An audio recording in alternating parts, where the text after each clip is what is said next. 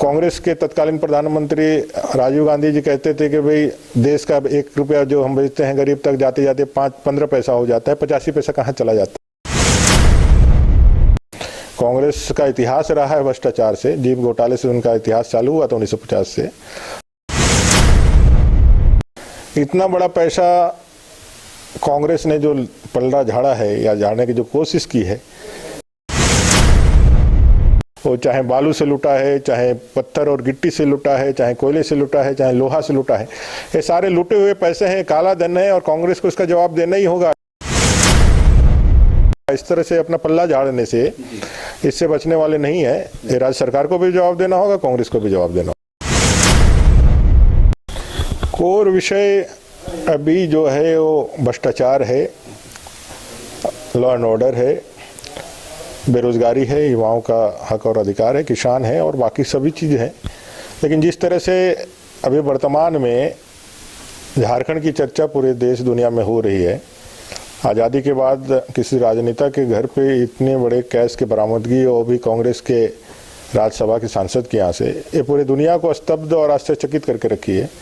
और लोग जानना चाहते हैं कि पैसा किन स्रोतों से, किन माध्यमों से किया गया था और पैसा का असली हकदार कौन है।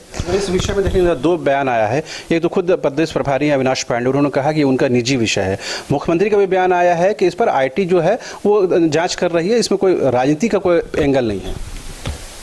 जब यह राजनेता के घर से बरामद होना तो इसमें स्वाभाविक रूप से राजनीति, चूंकि राजनेता है तो राजनीति तो जाएगी ही जाएगी। इतना बड़ा पैसा कांग्रेस ने जो पलड़ा झाड़ा है या झाड़ने की जो कोशिश की है, वो मुद्दे से अपने आप को अलग करने का जो एक कोशिश होता है। जब कोई यदि कहीं फंस जाए गर्दन, तो भाई गर्दन काट करके अपने से निकल जाओ या गर्दन बचा करके निकल जाओ, कांग्रेस का वही है। लेकिन मैं ये कहना चाहता हूँ कि इनका तो पुराना संबंध रहा है कांग्रेस के साथ, इनके बाप दादाओं का साथ संबंध रहा है। कांग्रेस का इतिहास रहा है भ्रष्टाचार से, जीप घोटाले से उनका इतिहास चालू हुआ था 1950 से, और कोलगेट घोटाले से लेकर के स्पेक्ट्रम घोटाला, बोफोर्स घोटाला, कई एक बड़े बड़े घोटाले देश के अंदर उनके नाम बाकायदा लिखा गया है। नेशनल हेराल्ड के घोटाले में या उसमें अनियमितता के मामले में आदरणीय सोनिया गांधी जी और राहुल गांधी जी वो भी बेल पर है।